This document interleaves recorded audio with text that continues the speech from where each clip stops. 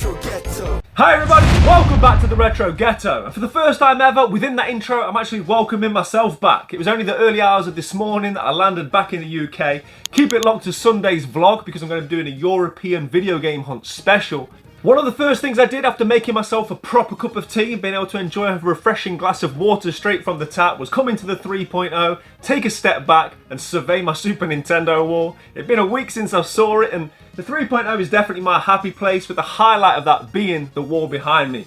And as I was surveying my games, I was thinking to myself, it's been some time now since I gave you guys a full set update. So that's what we're going to do today. We're going to look at all the games that I've picked up since I last did an update approximately 2 months ago. Also, I've got an absolute banger, complete in box game that I'm going to be giving away to one of you guys, so stick around to the end of the video for that one. Okay, so before I jump into this big pile of games that I've got next to me, I want to remind you guys I was sitting on 208 games last time we did an update.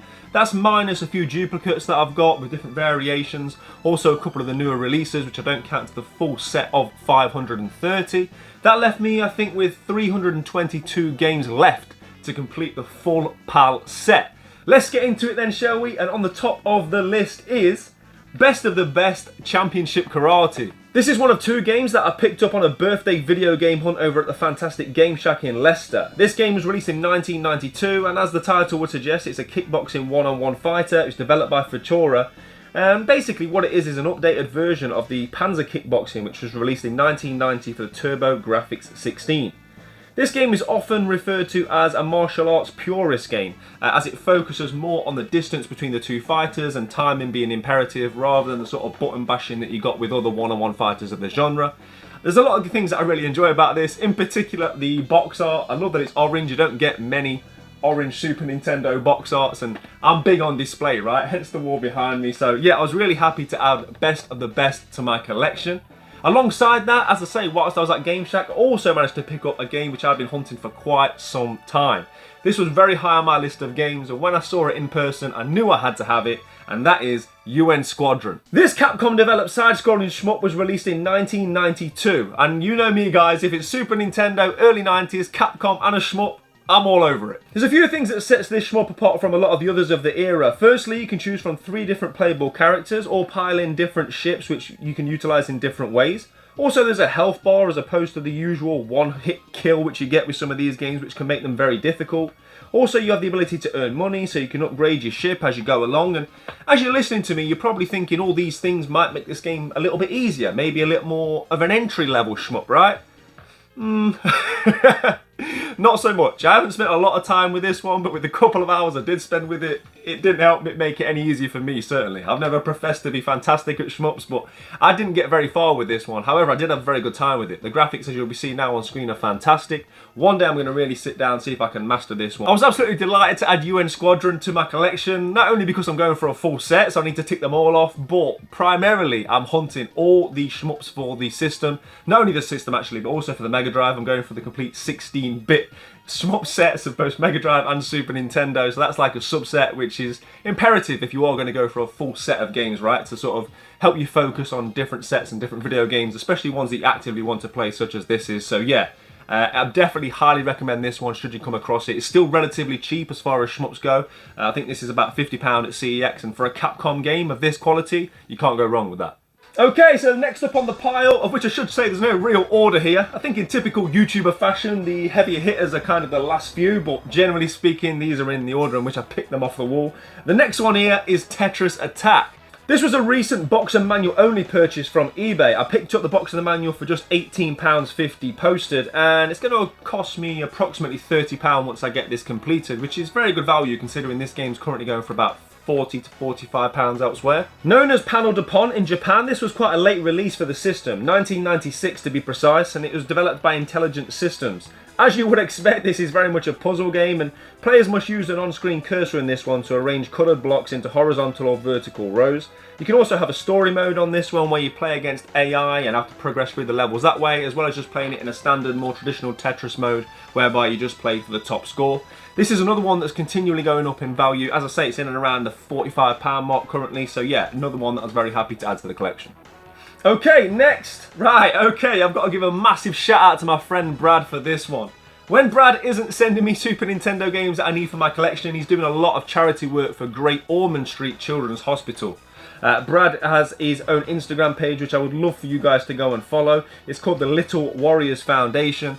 He's doing a lot of work there for a fantastic cause. The link will be in the description below. Please go and check that out. But the game that Brad sent across to me was Arthur McLean's Super Drop Zone. One of the things I like to do across my various social media pages is share games that come into stock at CEX. On this occasion, I shared this game because it had come into stock and it isn't very often in stock. And I think I explained to somebody in the comment section that I don't already own it, but I'd recently spent all my vouchers, so I'd rather somebody that supports me and watches the channel have the opportunity to buy it. Brad saw this and then purchased it for me and sent it my way, which I was absolutely made up with. So once again, a massive shout out to you, Brad. This game actually plays as a horizontal shooter, and it was originally released for the Atari in 1984.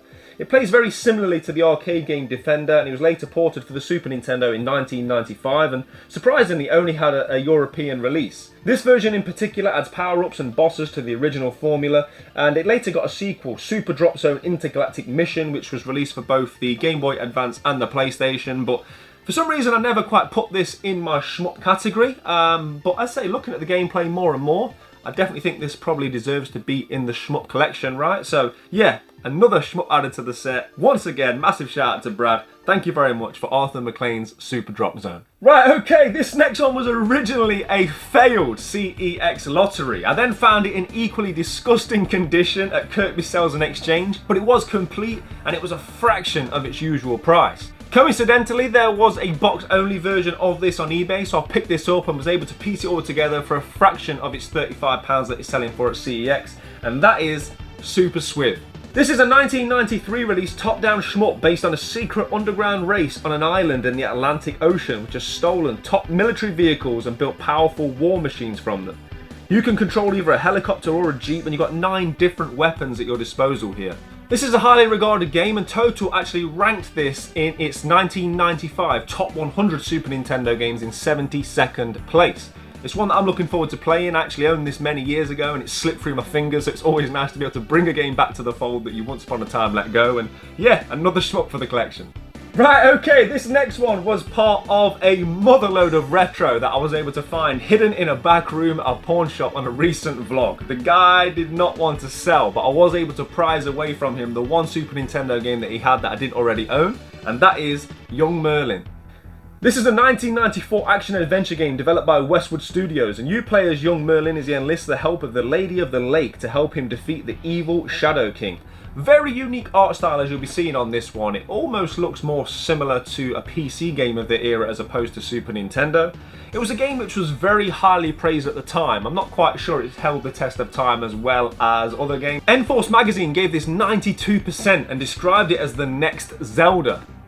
I mean, I'm not quite sure about that, but I'm really happy to be adding it to my collection either way. Okay, I've got to give a massive shout out to Infinity8, a big supporter of the channel on this one. He noticed on a recent vlog of mine that I had the sequel to this, but not the original, and that is Top Gear. Genuinely, minutes after I was searching eBay for this one, he dropped me the email to say that he had the box only. I was then able to go and buy the cartridge from CEX for just £10, and it was a glaring omission from my collection. This game was developed by Kemco in 1992, and as I say, it's an absolute classic.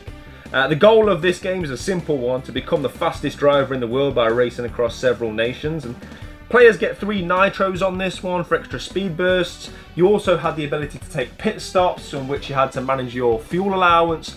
All things which became mainstay in video games, but at the time were quite revolutionary. And as you'll be seeing now, it's quite strange in that it had a split screen. Even when you're playing single player, it would show you 2 cars, but it just works. It's a fantastic game, an absolute classic, and once again, a massive shout out to Infinity8 for helping me out with this one.